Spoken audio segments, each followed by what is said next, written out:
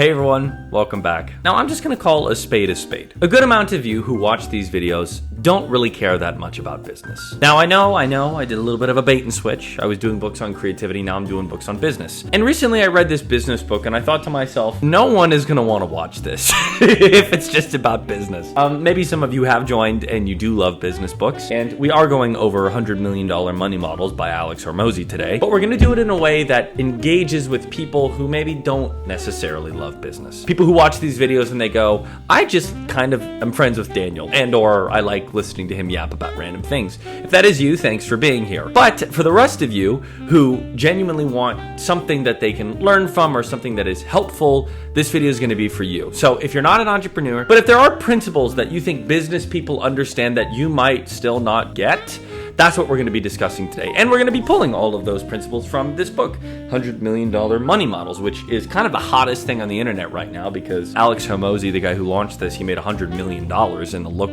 the book launch. But anyways, the entire book, to keep it as simple as possible, is about how to attract people, how to sell more products, how to upsell, how to downsell, how to get people to commit to paying you money over a regular period of time, which is all very interesting stuff. But what does that have to do with you? What does that have to do with your life and perhaps your creative endeavors, your business endeavors, your family, relational endeavors? Well, that's what we're going to be talking about today. We're going to talk about 3 different concepts in this book, and those 3 concepts are as follows: picking the right game, leverage, and value creation. And so as to not bore you, if you are really not a business person, I'm going to be using examples from everyday life, not necessarily things that are just business focused, but things that we can all kind of resonate with. And to start us off is picking the right game. What does that mean? Well, in the business world, I can't even say, I keep saying figgy pudding. No, I'm kidding. It's figuring out what business model you want so that it's successful or it fails. But in your life, picking the right game could be determining what career you want to go into, picking what career you want to switch into, figuring out where you want to put your time. I'll give you an example of this in real life that I find so fascinating. And this is I just prefacing things here. This is a very contrarian way of thinking. But because of that, I do really believe that it will be helpful for you, and I hope it is.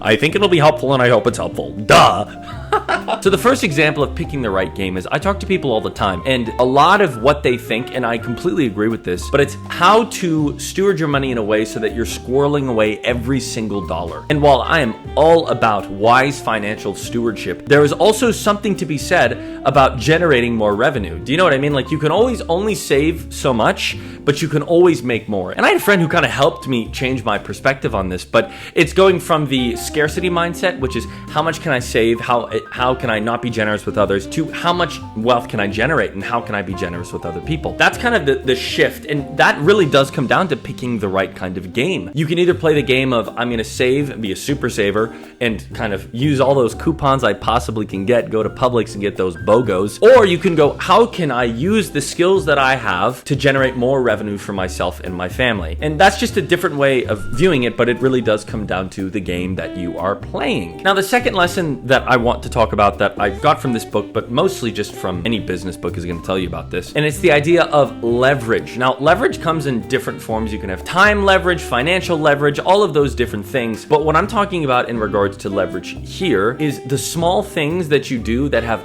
big consequences in the best way. So I'll give you an example of this. I used to meal prep pretty much every single meal I ate. And I ate pretty much the exact same thing every single week, which is chicken, penne, pesto, pasta. But I would make it in bulk, and it would save me hours throughout the week because I was doing all my meal prepping in one time. Whether you realize that or not, what you're doing is you're utilizing leverage to give all your energy to that task at one time so that you don't have to constantly be thinking about it and constantly going, okay, I have to focus on this and now I have to focus on that. Leverage is going, okay, how can I put the right amount of energy towards something so I can get great returns? Another example of this is using a crowbar.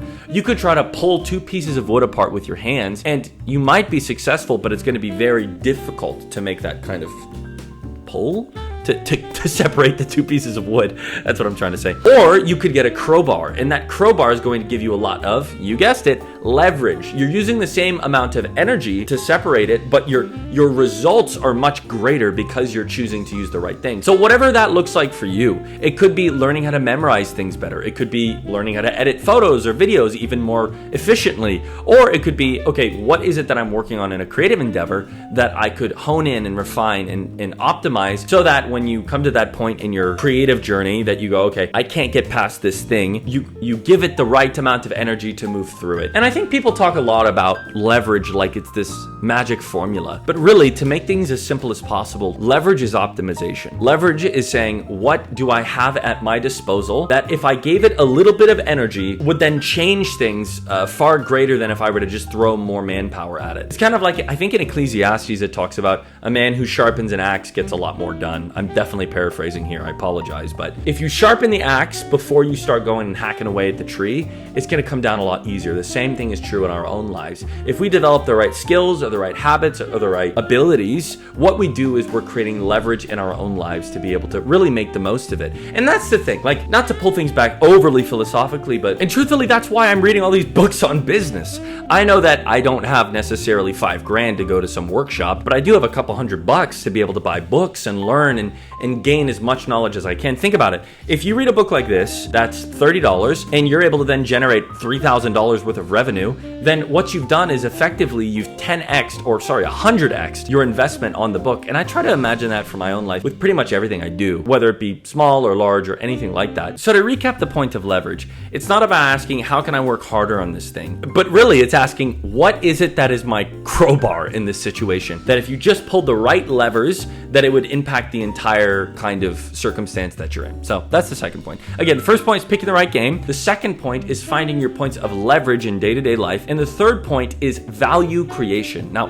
what do I mean by value creation? Have you ever been that friend who has a pair of jumper cables in the back of their car? Well, if you've never been that person, you should probably get some jumper cables. Help a friend out. But if you have been that person, you know that when someone's car battery dies, you're the person that they call. And the reason for that is because you're able to add value to their situation or to whatever they're facing. The same is true in life. Something that I think is the most underrated skill that people don't engage in is something called skill stacking. And you can do this in your own life. It does not matter if you have a business, if you are just a normal run-of-the-mill employee at some corporation that's huge. It doesn't matter. What I mean by skill stacking is that you gain a level of skill set and then you're able to stack on top of that skill set. I'll use YouTube as an example since it's just low-hanging fruit for me. I learned how to edit videos. I learned how to set up a camera. I learned how to kind of work on the audio. It's not amazing, but I learned how to do it. And what I'm doing is I'm growing this repertoire, great word, of skills so that I can create these kinds of videos. And that translates regardless of what you're doing. If you're talking with people on a regular basis,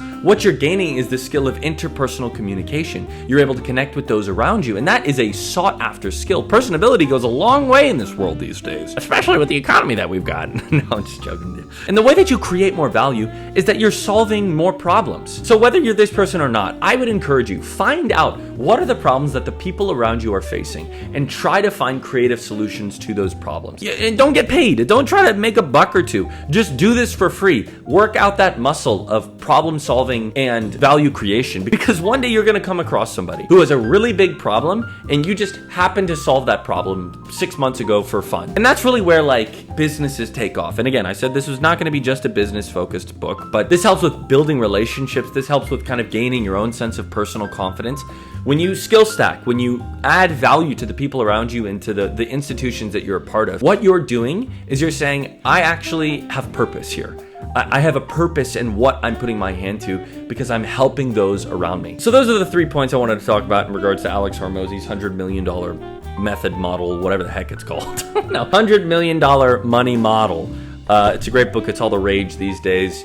Hope you enjoyed this video. A little different and similar to what I have been doing recently, but just wanted to shout my people out who love their creativity. Who knows, maybe I'll return to creativity here a bit later in the future, but hope you enjoyed, and I will see you next week. Bye. Woosah, woosah, woosah, woosah, woosah. Oh, did you hear that crack? Oh yeah, nice.